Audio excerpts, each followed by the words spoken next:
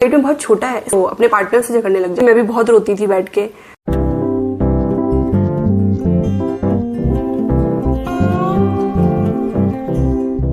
Hi guys, welcome back to my channel Pahal and mom. I hope you all are doing great. So आज हम discuss करेंगे postpartum depression.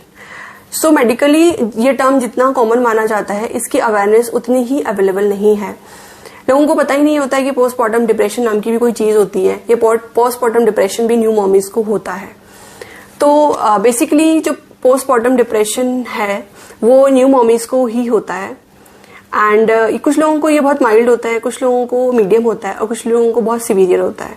तो कुछ लोगों को इसकी ट्रीटमेंट की जरूरत होती है जिनको सीवियर हुआ होता है, और जिनको माइल्ड और मीडियम होता है उन लोगों को ट्रीटमेंट की जरूरत नहीं होती। उनको कुछ चीजें होती हैं जो अपनी लाइफ में इंट्रोड्यूस करनी पड़ती हैं, या कुछ चीजों को एक्सेप्ट करना पड़ता है, या कुछ लाइफस्टाइल चेंजेस करने पड़ते हैं, उससे भी वो ठीक हो जाता है। सो आज मैं डिस्कस करूंगी आप लोगों के साथ किसके क्या सिम्टम्स होते हैं। और मुझे भी पोस्टपार्टम डिप्रेशन हुआ था, तो मुझे क्या सिम्टम्स थे और मैंने उस चीज के साथ किस तरह से डील किया। सो आज मैं आप लोगों के साथ डिस्कस करूंगी कि इसके क्या सिम्टम्स होते हैं, आप किस तरीके से आइडेंटिफाई कर सकते हो कि आपको पोस्टपार्टम डिप्रेशन हुआ है। अगर आप एक मम्मी नहीं हो तो अगर आपको सिम्टम्स पता होंगे तो आप किसी और का पोस्टपार्टम डिप्रेशन को आइडेंटिफाई कर सकते हो और उनको गाइड कर सकते हो कि आपको पोस्टपार्टम डिप्रेशन हुआ है। आप अपनी गायनिक से कांटेक्ट कीजिए, या आप अपनी लाइफस्टाइल में इस टाइप के चेंजेस कीजिए जिससे कि आपको बेटर फील होगा। ये एक बहुत बड़ी प्रॉब्लम होती है। जब तक हमें इसकी अवेयरनेस नहीं है, हमारे लिए एक बहुत बड़ी प्रॉब्लम होती है। हमें समझ नहीं आता है कि हमारी लाइफ में क्या हो रहा है, हम उस प्रॉब्लम से बाहर नहीं निकल पाते हैं। पोस्टपार्टम डिप्रेशन बेबी बर्थ के बाद 1 ईयर तक भी आपको हो सकता है। इसकी कोई टाइम लिमिट नहीं होती है। It's depend on person to person कि आपका नेचर किस टाइप का है, आप कितना सोचते हो चीजों को, या कितना आप चीजों को बहुत इमोशनली तरीके से लेते हो, उन चीजों पर डिपेंड करता है। नंबर 1 है क्राइंग। आप छोटी छोटी बातों पे रोने लगते हो। आपको कोई जोर से कुछ बोल देता है तो आप रोने लगते हो। आपका बेबी रो रहा है तब भी आप रोने लगते हो। मतलब आप इमोशनली बहुत ज्यादा वीक हो जाते हो और आपको हर छोटी छोटी बात पे रोना आता है। मेरे साथ ऐसा हुआ है कि मैं भी बहुत रोती थी बैठ के, और छोटी छोटी बातों पे मुझे रोना आ जाता था। मैं बहुत ज्यादा वीक फील करती थी।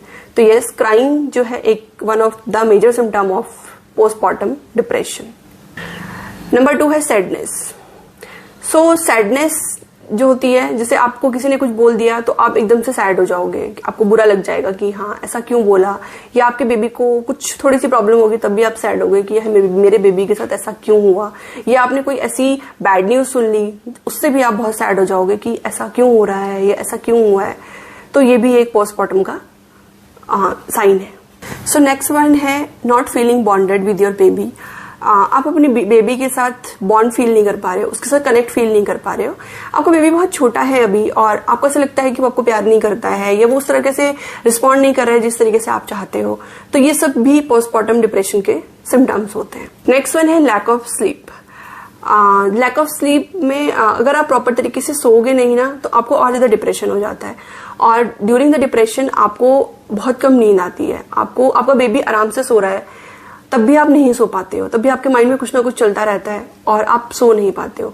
तो अगर आपको बहुत कम नींद आ रही है और बहुत ज्यादा आप टायर्ड भी फील करोगे उसके बाद से, आपको अगर नींद कम आ रही है, आप रिलैक्स होने के बाद भी नहीं सो पा रहे हो, तो this is also one of the symptom.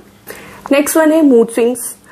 आपके मूड स्विंग होने लगते हैं जब आपको डिप्रेशन होता है। आप छोटी छोटी बातों पर रिएक्ट कर देते हो और आप लड़ाई झगड़ा करने लगते हो, छोटी छोटी बातों पे झगड़ते हो, अपने पार्टनर से झगड़ने लग जाते हो किसी भी छोटी चीज को लेके, या अपनी फैमिली में किसी भी मेंबर से झगड़ने लग जाते हो। कभी बच्चे को लेके कि नहीं बच्चे के साथ ऐसा नहीं होना चाहिए, वैसा नहीं होना चाहिए, आपने ऐसा क्यों किया, वैसा क्यों किया। ये सब चीजें जो होने लगती है ये पोस्टपार्टम डिप्रेशन के कारण ही होती है। Loss of interest. आप हर चीज में अपना इंटरेस्ट खोने लगते हो। आपको पहले से जब आप प्रेग्नेंट थे आपको कुकिंग करना बहुत पसंद था, आपको रीडिंग करना बहुत पसंद था, आपको और भी बहुत सारी चीजें जो आपको बहुत पसंद थी। लेकिन जब आपका बेबी हो गया उसके बाद आपको वो सब चीजें पसंद ही नहीं आ रही है, आपका मन ही नहीं करता उन सब चीजों को करने का। ये भी उस चीज से रिलेट होता है कि हाँ आपको पोस्टपार्टम डिप्रेशन हो रहा है या हुआ है। नेक्स्ट वन है anxiety and panic attack. Anxiety and panic attack आपको आने स्टार्ट हो जाते हैं, जैसे कुछ भी एक छोटी चीज हो जाती है आपकी लाइफ में, तो आप एकदम बहुत ज्यादा घबराने लगते हो, आपके हाथ पैरों में पसीना आने लगता है, आपको चक्कर आने लगते हैं, आप बहुत ज्यादा डर जाते हो, आपको अटैक्स आने लग जाते हैं, पैनिक। सो इस टाइप की चीजें भी आपके पोस्टमार्टम डिप्रेशन में आपको होने लगती हैं। सो आप इन सब चीजों का ध्यान रखें कि मुझे ये सब चीजें हो रही है तो मीन्स मुझे पोस्टमार्टम डिप्रेशन हुआ है। नेक्स्ट वन है शेमिंग। सोसाइटी में ना एक न्यू मॉम को बहुत अलग तरीके से जज किया जाता है। आप तो बहुत मोटी हो गई हो बेबी होने के बाद, इतना मोटा तो नहीं होते हैं, आपका बेबी बहुत पतला है, इसका तो वेट बहुत कम है, इसको थोड़ा मोटा होना चाहिए, या आपका बेबी तो हाइट में बहुत छोटा है, इसका सर तो भी गोल है ही नहीं, आपने किस तरीके से रखा है इसको। इस टाइप की जो बातें होती है ना, उससे भी हमारे माइंड में एक टाइप का डिप्रेशन क्रिएट होता है। और हम खुद से ही फिर उस चीज को अपने आप को कोसने लगते हैं कि सच में मैं बहुत मोटी हो गई हूँ यार, मैं कैसी हो गई हूँ, मेरा बच्चा सही से वेट गेन क्यों नहीं कर रहा है, या सही से इसकी ग्रोथ क्यों नहीं हो रही है। Every baby is different and every body type is also different. So हमें इन सब चीजों को सोच के अपने आप को डिप्रेस नहीं करना है। वैसे अगर आप ये सब चीजें ज्यादा सोचने लगते हो तो ये भी एक पोस्टमार्टम डिप्रेशन का साइन है। नेक्स्ट वन है नॉन सोशल। आपको किसी से बात करना पसंद नहीं है, आपको मन नहीं करता किसी से बात करने का, आपको फोन पे बात करने का मन नहीं करता है, या किसी इंसान से बात करने का मन नहीं करता है, या आप अपने बेबी को लेके कहीं पार्क गए हो या कहीं गए हो, वहां पे कुछ लोग आपसे इंटरेक्ट करना चाहते हैं, आपको उनसे बात करने का मन नहीं करता है, तो इट मीन्स आपको पोस्टमार्टम डिप्रेशन हुआ है। नेक्स्ट वन है थॉट्स ऑफ सुसाइड और सेल्फ हार्म। देखा गया है कि कुछ मदर्स को बहुत बुरे सपने आते हैं, या कुछ नहीं करने का मन करता है, और ऐसा मन करता है कि सुसाइड कर लें, जीने का मन नहीं करता है। या कुछ स्टडीज में ये भी देखा गया है कि मदर है, उसने अपने बेबी को हार्म कर दिया, और बाद में पता चला कि वो जो लेडी थी वो पोस्टमार्टम डिप्रेशन से गुजर रही थी, उनको सीवियर पोस्टमार्टम डिप्रेशन हुआ था। इस वजह से उन्होंने अपने बेबी के साथ गलत कर दिया, या अपने साथ कुछ गलत कर दिया। तो यस, कुछ केसेस ऐसे भी होते हैं कि जिसमें इतना हद तक चीजें बढ़ जाती हैं। ये सब जो मैंने सिम्टम्स बताए हैं, ये आपके पोस्टमार्टम डिप्रेशन को दिखाते हैं कि आपको पोस्टमार्टम डिप्रेशन हुआ है, या हमारी सराउंडिंग में किसी को पोस्टमार्टम डिप्रेशन हुआ है।